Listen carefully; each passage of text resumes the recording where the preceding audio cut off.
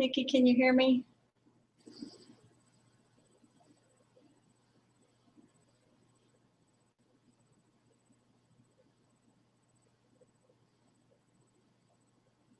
Nikki, can you hear me? I heard something. Turn the volume up. Okay. So I'm having issues with webcam placement. Now I have what? Yes. So I can't. I need to hang it from the ceiling or whatever.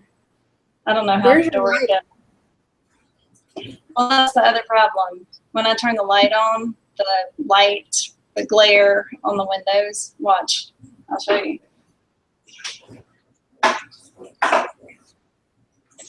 So then you have the glare on the window. So I don't know which is better. I can stand in just the right spot. I can block the glare. There we go. There you go. I just won't move. I'll stand on my tiptoes. And I'll stand. Get a stool or a soapbox. There you go. Well, I don't know. I might can move the stool over. I have all this stuff on the counter, but because of the let's see if I can position myself. So nobody's here yet, right? I wonder if anybody else is having the same issue I was having. And I'm lopsided. My camera is lopsided. Does it look really bad lopsided? I can pull it up close. It's just stacked on like 4 boxes. Tell me. Okay, I think that's set. 7, 9 people here. Oh, I see nobody. So you got that part. Yeah. So we're doing all the setup stuff when we have guests in the room. So welcome everybody. The first thing I want to do, Nikki, is just to ask everybody how much they know about kombucha. Is kombucha something they've never heard of before? Is it something they already drink? Have they made their own? That's a little bit of the feedback that I want to get before I get started, because I don't want to bore people with the very, very basics of what it is if they already all know.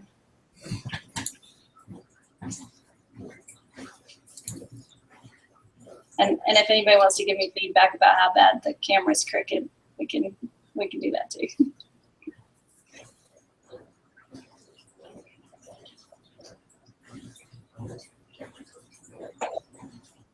This is the part that I don't have down pat. I can do the PowerPoints all night long, but the welcome to my living room feel and that walk around the kitchen thing, I haven't done much. So we'll play with that. And I do feel like I have a halo on my head with that light shining in the background.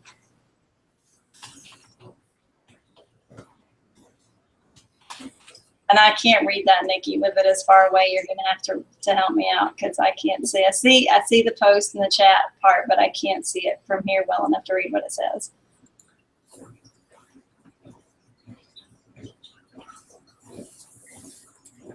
Have some that used to drink it, never made their own, never heard of it before, which I've heard of it but never tasted it, so that's the boat I'm in. Okay. So and some made their own, but only a few flavors. Okay, so I know Lo Smith is supposed to be joining us, and I introduced her to it, I guess, sometime last year, and she's become the kombucha queen. But so we're going to let her pop in a little bit and share a little bit of her experience. But you can't really see what's in front of me just because of the position of it. But I've gone ahead and made the tea. So all kombucha is fermented tea, basically. You can flavor it how you want to, but you start out with a tea. It needs to have black tea. You can mix black tea and green tea. You can mix black tea and oolong tea. I use the daily tea a lot. I use black tea and some daily tea. I've even, on occasion, put detox tea in it. So obviously you're not making it as strong as you would detox tea, but it definitely gives the kombucha a kick to use our premium tea as a part of the tea blend. And I just take a pot, put it on the stove, boil the water, and then add my tea bags just as if I were making regular tea. If you're not somebody who makes tea normally, you boil the water, you put the tea bags in. I let mine steep for about 20 minutes. And then I will pour that off into either a 2-quart, this is a half-gallon jar, or I typically make mine by the gallon because we have a big family. So it's totally up to you, and you can make it and it'll stay in the refrigerator, so you can make a lot at once or you can make a little bit at once. But it's a fermented tea, and it's made with a starter, just like you would make a starter bread. You use a starter that's a culture. In the world of kombucha, they call it a SCOBY, SCOBY, and that stands for symbiotic culture of bacteria and yeast, SCOBY, SCOBY. And it's I have my SCOBY hotel here. This is my it's kind of like all your SCOBY in here with the starter kombucha to keep it moist and to keep it growing. When you put it in the refrigerator, it will halt it. So it'll stop the fermentation process. You can leave your SCOBY hotel out on the counter. I don't, because I want mine to stop. They will continue to grow as long as you have something for them to feed on. So that's probably the part that grosses most people out. Nikki, I know that you said that this was a little bit not as interesting to you, but it really, the health benefits are worth dealing with the SCOBY.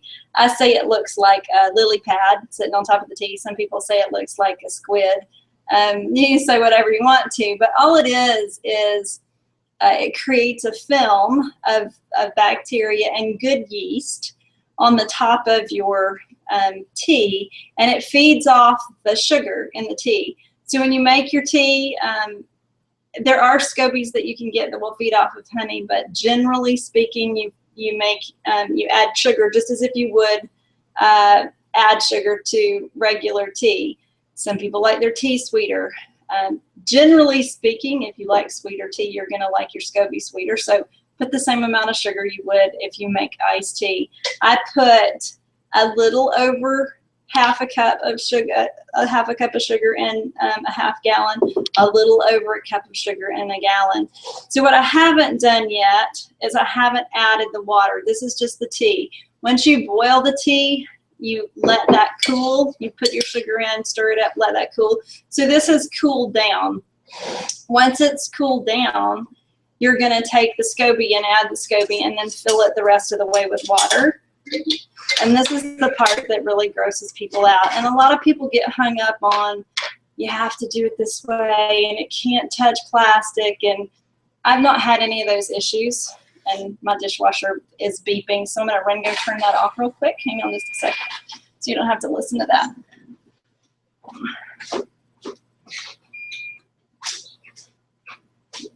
I think this happens every time because we run the dishwasher at night after everybody's in bed. So, so you have your tea, and then you're going to take your culture or your SCOBY. You wash your hands really good, which I did before we got started. What you're going to do, I use like a sieve or a tea strainer, and I'll just pour. If you notice, there's a good bit of starter in here. I'll pour that off into a bowl, pour my SCOBYs, and this is my hotel. I don't always have this many, but I've saved some back. The other thing that happens is the big SCOBY, and I'll just pick it up, and I don't even know how to tell you what it feels like, but this is called a mother, the mother SCOBY, and if you'll see, it's big. It fits across the width of that gallon jar, but you can also see that it has one that's peeling off. And I'm just going to go ahead and peel that. This is called the baby. And every time you ferment tea, that baby grows, and it will get to the point where it can grow as big as the mother to separate it off. But that little piece of a SCOBY as you put it in your tea, and this is enough to put in my half-gallon jar if I wanted to do that. But when you put that in your tea, it's going to grow because it's feeding off the sugar. So every time if anybody's ever done Amish friendship bread, you know your starter grows and grows and grows. Well, scobies do the same thing. So you'll sometimes see there's little brown things on your SCOBY. That's just the amino acid strands. Some people wash those off. I will if it gets really heavy, but you don't have to. You just take your SCOBY, drop it down, and then put this in the gallon jar, and it will float across the top of the jar. Cover the top, and you're not going to seal that off. You'll fill it the rest of the way with water after you add some of your kombucha starter. So I'm going to go ahead and put a SCOBY off in my half-gallon jar. Again, every time they go through a fermentation process, you're going to grow some extra SCOBY. It's going to get in, and it'll just pull apart. Sometimes it'll pull and leave a hole, and that's okay because it'll fill in as it grows the next time. You could actually even just tear one in half if you wanted to, because it will grow to the shape and size at the top of your jar. So I was just going to try to separate this one off because it ferments based on the size of the SCOBY and the amount of tea that you're fermenting. So here we go. You can see there's a pretty thick piece coming out of the middle of that one. And if anybody's just totally grossed out, I'm sorry, but that's how you make kombucha. If you buy it at the store, and some people, that's how they get their kombucha, and I just can't even tell you, except homemade kombucha would be like comparing a store-bought tomato with a homegrown tomato, right? The flavor is just incredible. When you buy it at home, I've not been able to drink it at the store. So what I wanted to show you is what happens if you have kombucha that sits, and you probably can't see this very well, especially with the light because I'm not blocking it. When it sits in the refrigerator for a while, it will actually start a new SCOBY. And I'm gonna just reach down in there and well, actually what I'll do is I'll pour it off into the rest of this, because once it's been sitting like that for a while, it can get pretty carbonated. You can see the bubbles. It almost heads up like beer when you pour it because it's carbonated as well. But I'll show you what starts a SCOBY. And you can actually make your own. You can get store-bought kombucha, and I think it's KT's is the brand that a lot of people will use. But in your jar, I'm trying to pull that little piece out that just fell down in there. It just forms some slimy stuff. It's more brown than anything else. But that part, if you take it and you put it in your tea when you make it, it will grow and become a SCOBY. It just takes it a while to ferment. So I'm going to set these little SCOBY pieces that are still in here off to the side. And then I'm going to take my bowl. Usually I do this from one jar to the next. It's not quite so messy, but I'm just going to pour off some starter. And for a gallon, I use about 2 cups. For a half gallon, I'm going to use about a cup. It just gets it going faster to add some kombucha into it.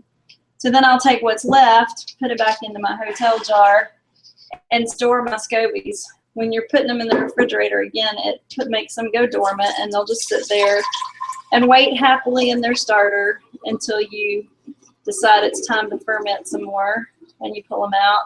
I like to let it sit and get room temperature before I start using it. Then I'll just put those other SCOBYs off in that hotel so they don't dry out.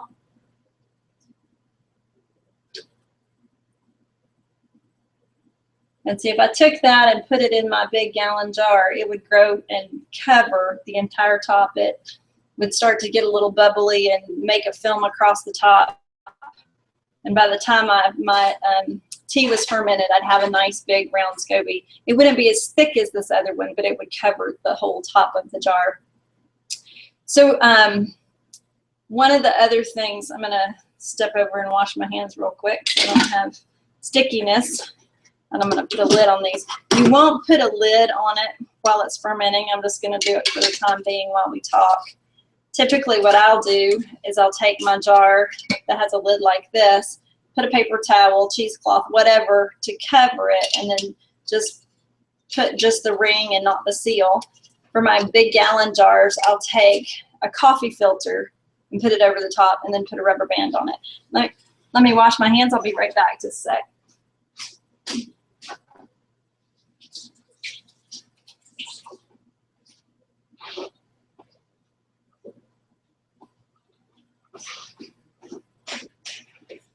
Okay, so now that I don't have sticky hands, the difference between making it yourself, of course you get to pick the tea, but the other difference is you're going to also do a second ferment. You don't have to. I honestly have never tasted just plain kombucha tea. This tea actually has some green tea with blueberry and pomegranate in it. You can do that. You can get a flavored green tea. As long as you have a base of a black tea, you can add other flavors. But I'm still picky when it comes to flavor.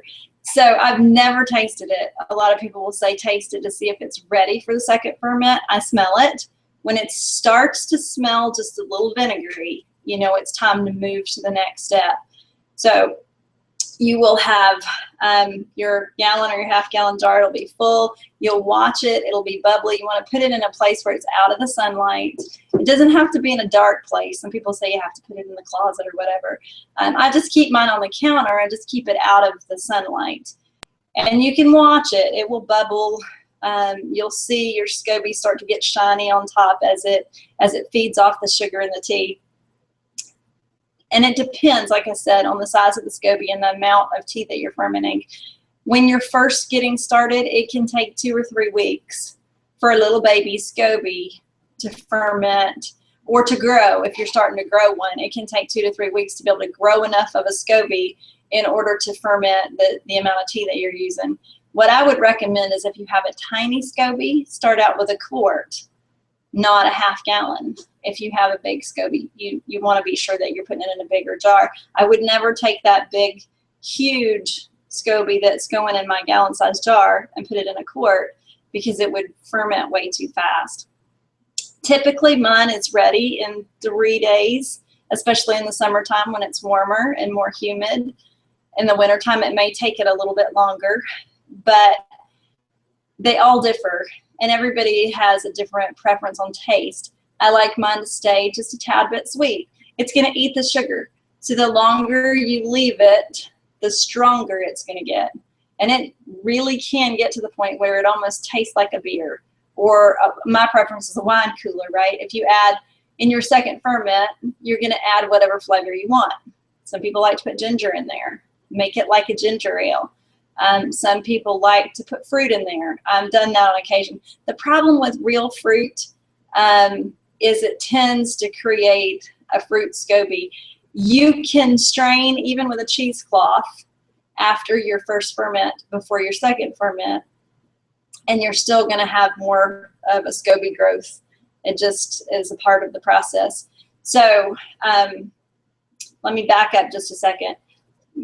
Just so that you get the process. You've made your tea, you've let it cool, you add your starter, you add your SCOBY, you fill your jar the rest of the way with water, and you're going to cover it, but so that it can still get air. So you'll cover it with cheesecloth, coffee filter, paper towel, whatever, and seal it off so you don't end up with fruit flies in there, and let that sit.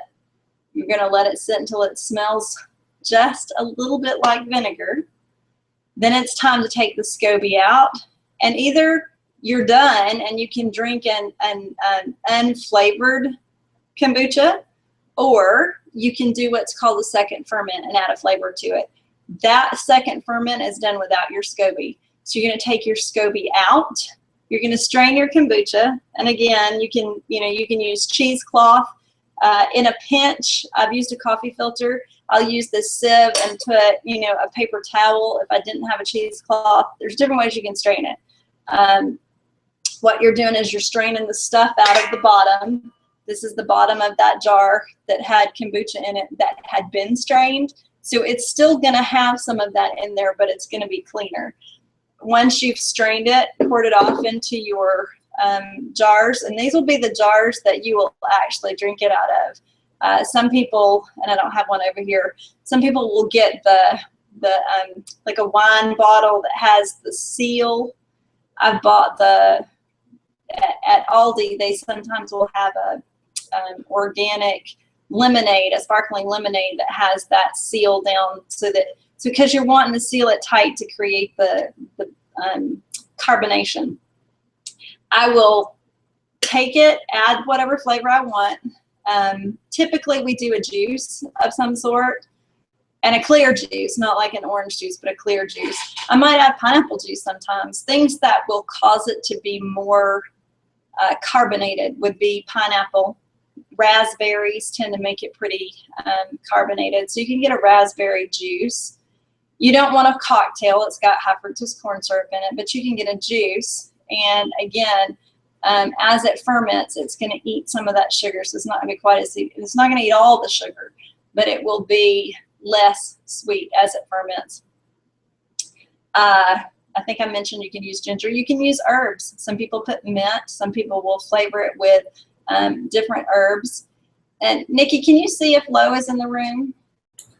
She is. She is. Okay. Lo, would you like to join us and just tell a little bit about some of your favorite flavors and how you got started? And I just love to hear you talk about kombucha, because it's just it's turned into one of your favorite things, I think. So can you do the add her part, Nikki, so that she can share with us? I've invited her as a speaker, so she'll be able to speak. Can you tell her what she needs to do?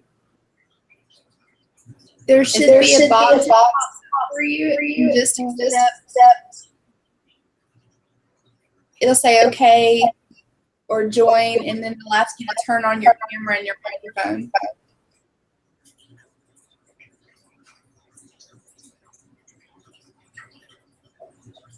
So while we're waiting to see if Lo can figure out how to do that, this is very much on the spot. I just asked her, hey, would you like to join us and talk a little bit tonight? She said yes, but we didn't go through the how to make that work. So maybe she'll be able to figure that out and be able to join us.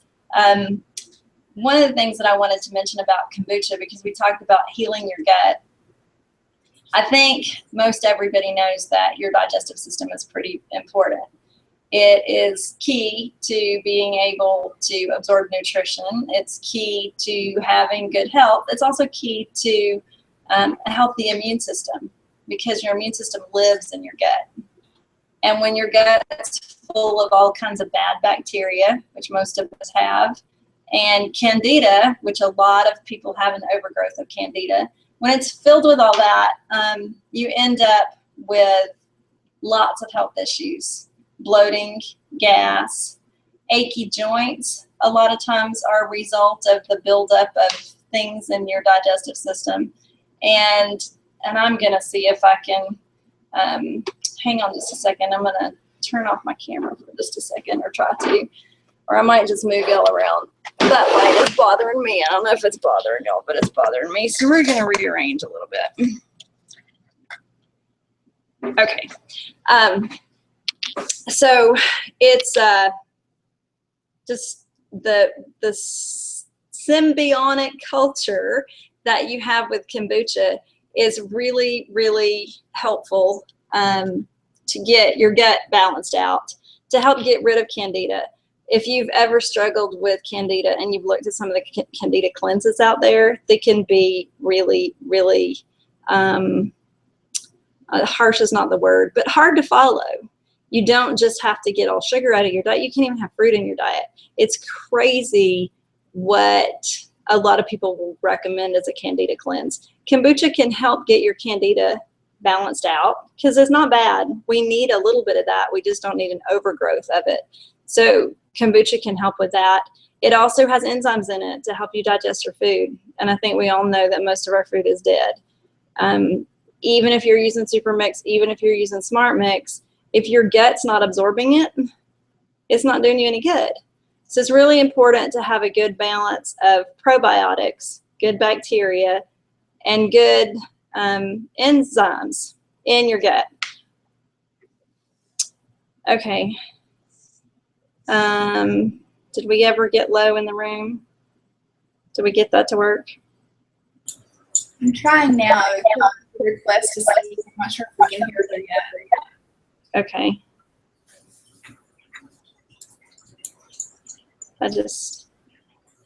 Nikki is our web guru. She knows how to make all this stuff work. I just saw it and said, ooh, that looks like fun. And I'm one of those that goes, shiny squirrel, and I find different little things that look cool.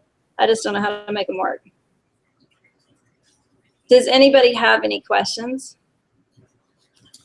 There's one question so far. Did you start with juice rather than tea? No. No, and once you make it and add the juice as a second ferment, you really can't taste it, right? The culture that is the SCOBY feeds off of the tea, and it feeds off of sugar. So those are two components that it has to have to get started. Once you get the fermentation, then you can add the juice. And it really does, the best way for me to be able to describe it, it's like a sparkling fruit juice. You don't taste the tea, especially if you use a mixture of black tea and green tea. You really don't taste the tea underneath it, because it's, when you add the fruit or the juice, that covers the flavor of the tea completely. But it is necessary for the culture to grow. And how much of it should you drink every day? That is a good question, and it depends a lot on your gut, your digestive system. I could drink half a gallon a day and it wouldn't bother me, but that's not how I started. When you first get started, you probably, especially if you already have gut issues, probably want to start with maybe 4 ounces and work up to more. For people that are or have been in the past soda drinkers, they may not miss the soda, but they miss the carbonation. So it's nice to have that carbonated drink that you know is good for you. And you can just keep it in the refrigerator. It will, I won't say it will completely stop the fermentation process, but it will go dormant if you put it in the refrigerator. It will continue to get stronger. It will continue to get carbonated. So if you seal it off and it's just a little bit carbonated and you leave it for 3 weeks, you may go back and find that it heads up, like I said, like a beer, and you've got 2 or 3 inches of foam in the top. Yay, we have Lo. Hi. Hi. We don't get to see your pretty face though. Can you not see me? We can't. Oh. Do you see where it says turn camera on? Can you now? No. That's okay. Now we can. There you are. Well, you came and went. There you are. Oh. Yay. Am I here now? We do, but we don't have our pajamas on. Where are your pajamas, love? I decided not to. This is my debut. So do you want to tell us just a little bit about how you got started with kombucha and what it's done for you and all the different flavors and things that you've done with it? Well, I got started with it because you hooked me. And I really got addicted to it, and so did my husband. So we drink it just about every day. I'm getting a feedback. Are you getting it? I'm trying. I lost you. I muted Dee Dee so you can go ahead and talk because it's bouncing back and forth between you two. Okay. All right. I got started because Dee Dee got me hooked on it, big time hooked. And I did not have a SCOBY here, so I got on the internet to read to see how to make one, how to grow one. And I was able to grow one, but then a lady also mailed me one in the meantime. So I was able to do 2 gallons at once, which was good because we both drink it every day. We just kind of played around with the flavors with it. I don't strain mine until I'm ready to drink it. But as I pour it out of my bottle, I strain it. And we've played with the flavors. We have done a 2F, a second fermentation, even on the just plain tea. And that way I can add, like today, I had plain kombucha, but it had a little bit of fizz to it. And then I dipped a toothpick in lavender essential oil and added to it. And that was really kind of neat and different.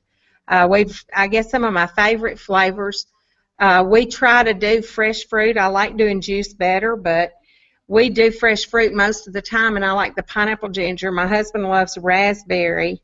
We've done raspberry pomegranate, pineapple ginger pomegranate, strawberry. What all have we done, Leonard? We like the cranberry juice and cranberry pomegranate juice that we have just done. And then when I pour it into a glass, I won't drink it out of the bottle. But we use these bottles, and this is, I think, what you were talking about, Dee Dee. We got them at Aldi last year, and I think they have some now also. But they work really well, and they hold the pressure for the carbonation stage of it. But when I strain my juice, my kombucha out into a glass, then I save my fruit and keep it in a little bowl in the freezer, and I add it to my smoothies then. So it kind of gives me a little bit of extra for smoothies.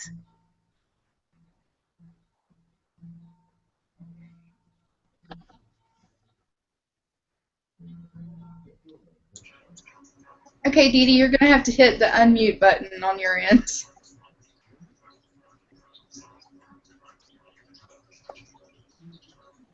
Okay, I had unmuted myself. It just wasn't wanting to work.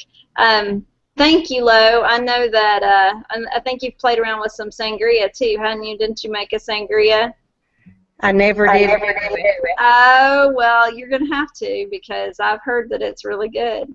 I have, somebody asked about fruit instead of tea. I have actually added fruit with my first ferment. So I'll put the tea in and I'll get it started, and then I'll add fruit before I took the SCOBY out. And I wished I hadn't done that, because in my SCOBY, the fruit grew into it.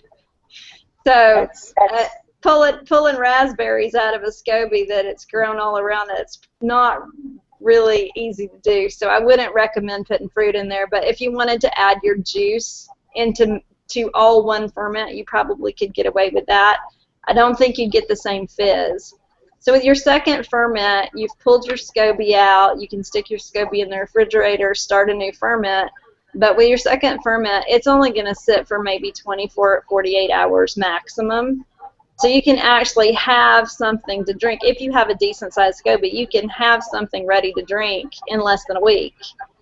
Some people will do what they call a continual ferment, where, and I've not even investigated how to do that. Do you do that, Lo? Do you have yours doing a continuous brew? Pretty much, yeah. And then, of course, I'm a germaphobe, so every few times then I wash my jug out. Okay. But yeah. I do basically keep it. I mean, I don't let any of it, go to waste. I use everything and just pour it back in. Yeah, right. And I'm the same way. I'll take all that starter and it goes back in, except for what I keep in with my hotel. But I think some people will do a jug that has a spigot on the bottom, and they'll keep a continuous brew growing. We tend to be on and off with our kombucha, so I would much rather just have it sitting in the refrigerator. And if I have some that sits too long, I can add it to my starter versus end up, having the whole batch go bad. So like Lo said, you can actually grow your own. You can get the store-bought kombucha, and there's a website, and I'm not sure. We'll see if I can do this. I tried this last time and was not really effective at this. And this is a website that Lo actually shared with me. And I was reading some of it. And I went to a couple of different other websites. There's a lot of good stuff out there that you can read, but a lot of it is conflicting, and sometimes it can seem overwhelming. Don't be overwhelmed. I don't know if you know what as-ising is, but I'm an as-iser, and I'm not I guess what I'll do is I'll email you some of these links. I can email everybody some of these links because it's not working for me to swap around. My computer doesn't, when I'm trying to run a webcam on it at the same time, it just kind of gets hosed up. It's telling me that Chrome is behaving strangely.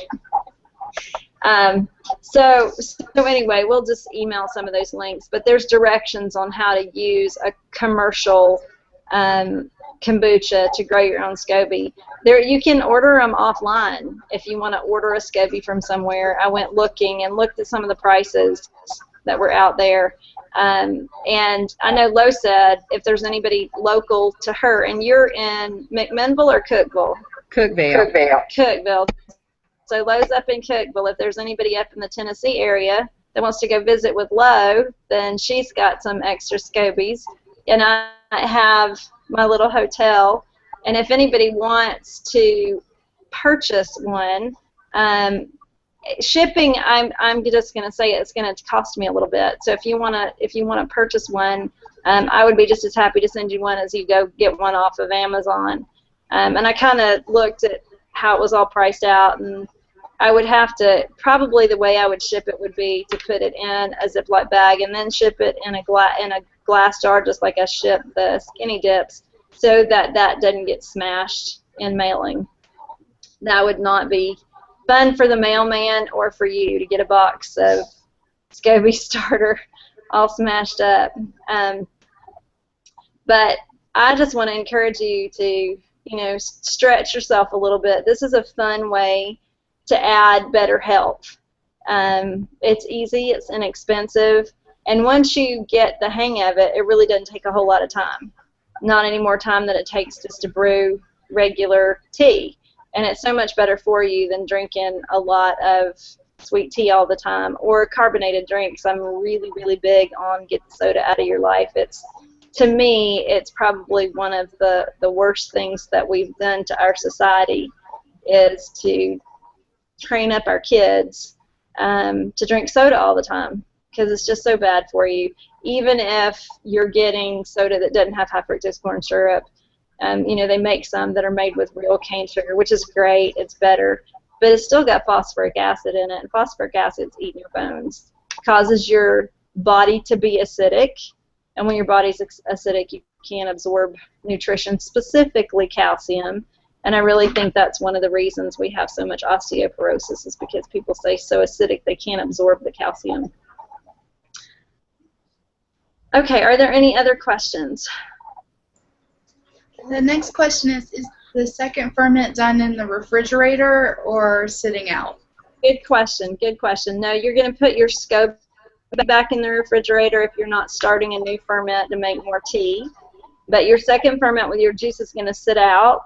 I actually cover mine. Some people will leave it uncovered. I actually will seal mine for my second ferment while it's sitting out on the counter. But I leave it to continue to ferment for, like I said, 24, 48 hours max, and that's going to give you the flavor you're looking for. Lo's got a great idea. If you're going to use fruit, then save that fruit and throw it in your smoothies. You're going to get more probiotics in your smoothies. You're not wasting the fruit. That was my big thing in the beginning was, I was adding a cup of blueberries and a cup of raspberries to get really good, strong fruit flavor, and then I've got all this fruit, and I was throwing it all away. So that'd be a great thing. Just put it in with your smoothie fruit, and then you get a double dose.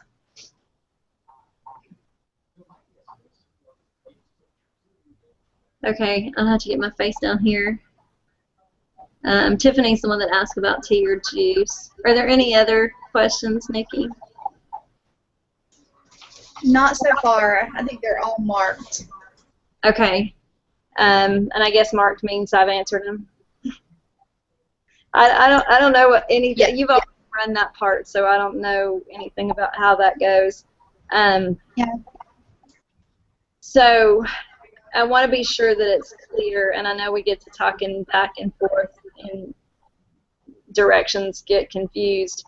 And in the email that we send out as a follow-up, there won't be a replay for this webinar. What we will do is we'll put it in the vault for anybody that has subscribed to the webinars, they'll have access to the replay, but there won't be a replay that'll go out for everybody.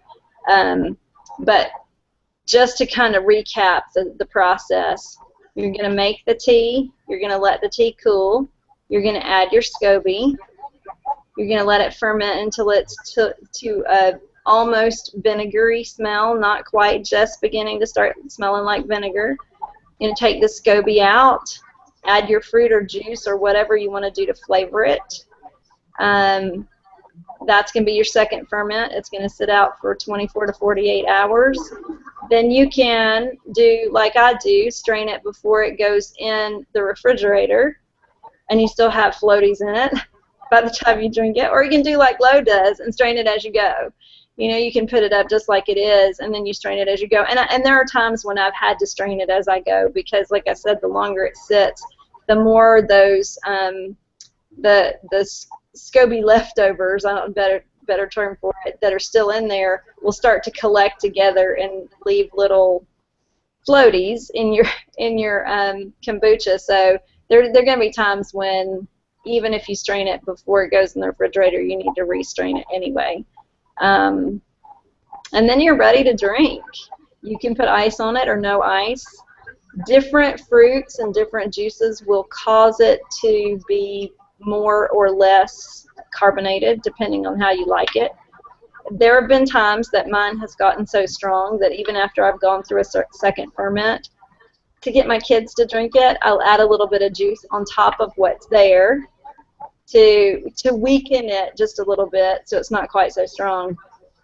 Usually a question that comes up is alcohol content, because it does have a bit of an alcohol content. And I've read in different places different amounts, but it generally is 0.5% to 3%, and a wine cooler is in a 4 to 6% range. So it can get a little bit of an alcohol content. I've never hesitated to give it to my children because it's so good for them, and there's not really enough alcohol in it that it's going to affect you. Did you have anything to add to that, Lo? I've never read anything other than it was like less than 1%, but then some of mine, I really think it probably had a little bit more than that in it. A little bit closer to a wine cooler. Yeah, probably so, probably 2 to 3. But I put about 1.5 cups of sugar in mine to make a gallon, so you know that may be part of it. I know with wine, the more sugar you add, then the more chance you're going to have of it being more alcoholic. And that's a good point. Your sugar content is going to also determine how long you ferment, right? If you don't have as much sugar, it doesn't have to sit to ferment as long. And I started with more sugar because my family, when I make sweet tea, my husband likes it southern sweet. So I backed down on the sugar because I was finding that it was becoming too fermented in order to get it to the right flavor. So now I put just a little more than 1 cup for a gallon, and it seems to balance out to a flavor that my kids will drink. And that's always my goal, is get it to the flavor that I can get it down the family. You know, the family will drink it. But yes, there have definitely been times where I've felt like it had more closer to the content of a wine cooler. Right. And for the kids, I'll just weaken it by adding some more fruit juice to it. Dee Dee? Yes. Does it have to be stored in glass? Yes. You'll read all sorts of stuff about no plastic, no wood, no water. Always use stainless steel. Always use glass. It will, I don't want to use the word corrode plastic, but because of its fermentation, it will draw more of the toxins out of plastic, right? So you really don't, it's almost like the essential oils. It's strong enough, you don't want to put it in plastic. Now, I will tell you this, over time, your lids on your jars will start to rust a little bit if your kombucha comes in contact with it too much. I've not had any issues. These glass jars have plastic lids, and I've not had any issues with the lids for the jars, but I wouldn't store it in plastic. And these jars, you can get them as pickle jars. You can order them in bulk. And the half-gallon jars, I've actually purchased all my half-gallon jars at Ingles. So you can get them at the grocery store in the canning section, or, you know, there's lots of different places where you can get the half-gallon jar. Dee Dee, I've also heard that you need to store them in glass that's strong enough to withstand the pressure for the second ferment. That is also Right. a good point, right? You know, if you're going to do a jar, it needs to be a jar that's got a decent, like a cooking jar or a canning jar would be the best option. And what Lo's referring to, I actually read on one kombucha forum where somebody had their second ferment jar explode. It was sitting on the counter, and it literally, the pressure built up so strong that it exploded all over their kitchen. When I do my second ferment and I put a lid on it, I don't put it quite that tight. I give it enough, you know, I'm not wrenching the jar tight. I cover it, but I don't wrench it down tight. And when you put it in the refrigerator, it's safer because you're stopping the fermentation process, so you're not building up more and more pressure when it's in the refrigerator. Right. But that was a good point. Thank you. I had one other question. When you put your scobies in the refrigerator and make them dormant, then when you bring them back out, how do you get them out of dormancy? Do you just let them get to room temperature, or what do you do? That's what I do, just to keep it from being a major shock. I do let my tea cool, but it's not cold when I put my SCOBY in. And I'm taking some of the cooler starter and pouring it off into the tea. I know we don't like to think about it being alive, but it is alive, and you can kill it just like you can kill the yeast when you're making bread. So I try to make it a more of a, like you would a fish, right? You're moving it from one bowl to the other. You want the temperature to be kind of the same. So I do let it sit out at room temperature, and if you want it to if they've been in there for a while and you want to be sure they're functional, when you take it out, if you leave it sit out, it'll start to bubble because it's still got enough starter in there that it can feed off that. So if you let it sit for a while, even this afternoon, I took my hotel out to get it ready for tonight, and it just started getting all bubbly and fizzy on top. Doesn't take it long. I've got some now that's been sitting in the cabinet for a while. I didn't know to put it in the refrigerator. Well, some people will leave it sitting out. I just kind of feel like it's making them stronger and stronger and stronger. So it also has to do with what it has to feed off of, right? If you don't have but a little bit of starter in there, it's going to live off of what it's got. But I put mine in the refrigerator. I don't think there's a right or wrong way to do it. Well, I'll do that from now on, but I'm not sure with the starter that's in there now, will it be okay to use since it's going to be pretty vinegary? You could pour that off and put it in a different kombucha starter. That's the way I would do it. Okay. When I get some that's really, really strong, that's what I'll do is I'll just start with a fresh batch of starter. Keep the SCOBY, but start with a fresh batch of starter so it's not quite so strong. So just go to the store and buy one?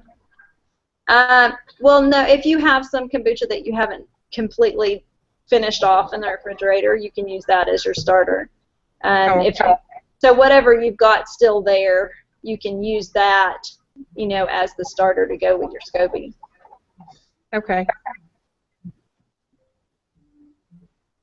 And was there another question that you were asking me earlier, and I said save it for tonight because I would forget? I think that was the one. That was the only one that I remember that we didn't get answered. Was on how to bring it back out of dormancy. Okay. Unless you can remember one. I had to look that one up. I couldn't even remember that. Turning 60, I think, kill me. I was counting on you. So hopefully we've whet your appetite to explore kombucha. It's that people will use kombucha just like a lot of people will use moringa to talk about all of the amazing things it can do. You know, you hear people say it cured cancer and it did this and it did that. What we put in our body doesn't cure. It's our body that does the curing. It's our body that does the healing. What we put in our body is just giving our body the tools that it needs to do what it's got to do.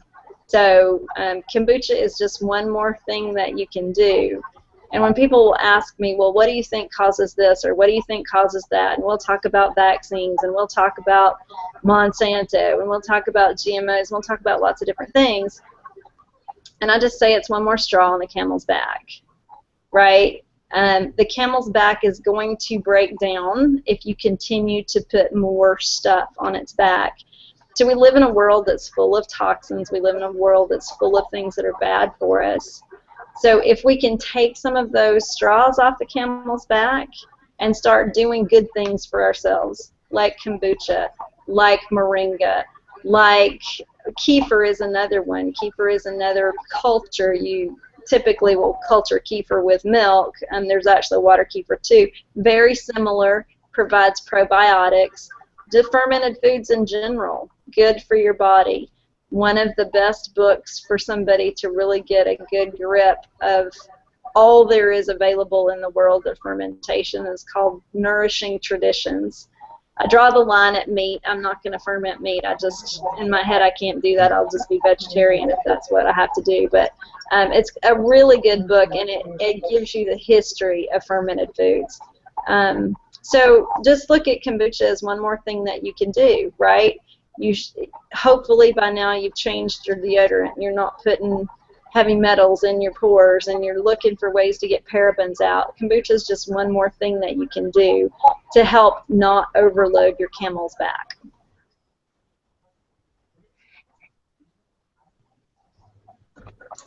Anybody else have anything else? Yes. Can you use artificial? Ah! No! My camera went out on that one. Ah, no! I would not recommend using artificial sweeteners for anything ever. They are neurotoxins. They would be something that I would totally get out of your diet. But with most scobies, you can't even use good-for-you sweeteners. You need to use sugar. Now you can use organic, you can use unprocessed, but it needs to be sugar for the SCOBY to feed. It won't grow if you use other things. There are a couple out there that you can get your hands on that will grow with honey, but most of them need sugar. And I don't even want to know who asked that question. I don't think there's any sugar content in it, is there? It does. It eats most of the sugar, but I was reading on a website today when I was doing a little bit of research. Facts or myths about kombucha. It does eat a good bit of the sugar, but it does not eat all of it. Okay. And again, it depends on how much sugar you're putting in there too. But artificial sweeteners are on my Fatal 5 list. So I would rank them as one of the worst things that we're doing to ourselves. I don't think it would harm me anyway, would it? No, it wouldn't. It wouldn't. Just like you can't make whiskey with genetically modified corn, you can't make kombucha with artificial sweeteners. Good point.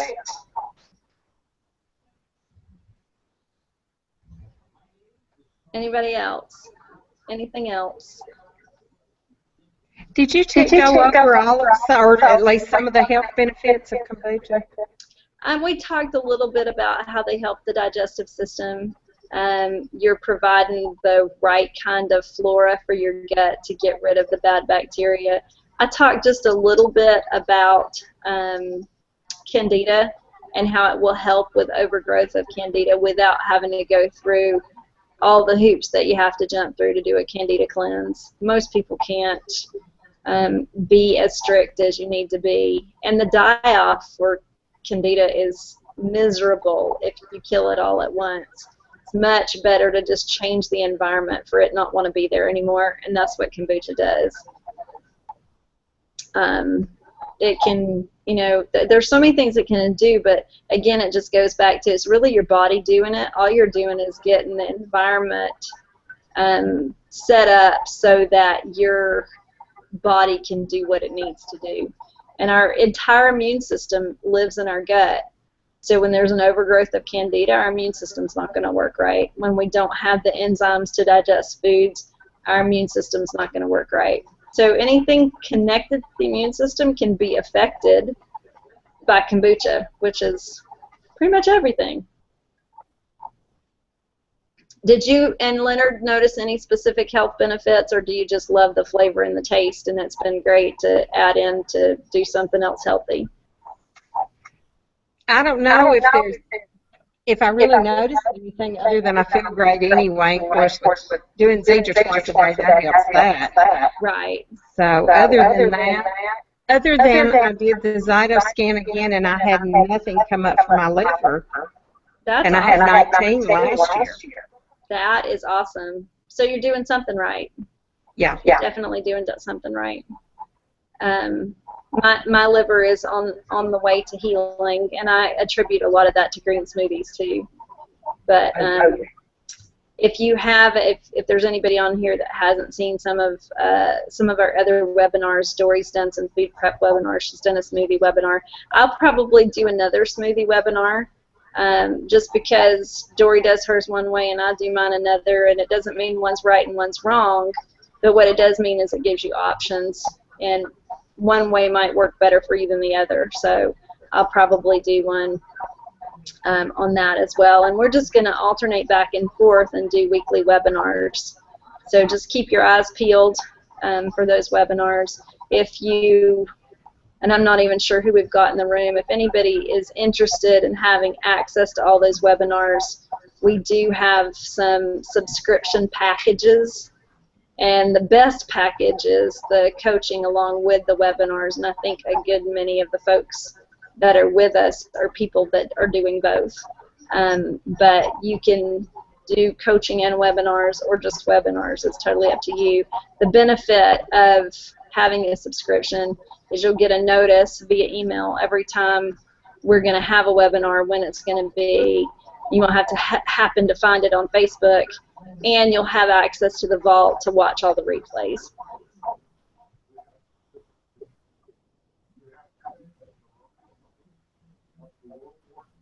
Does anybody else have any questions? If not, I'm going to call us done.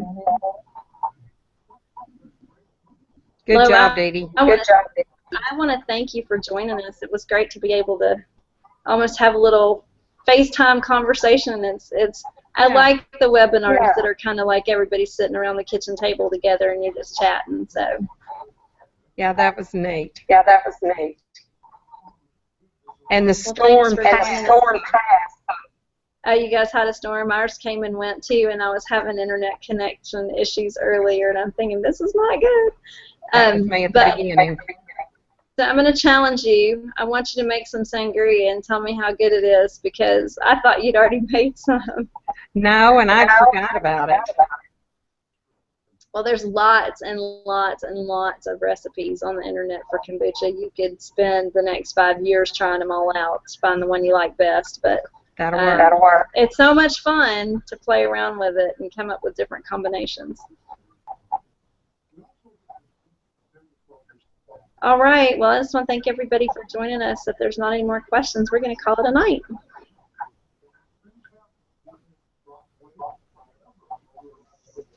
I lost it.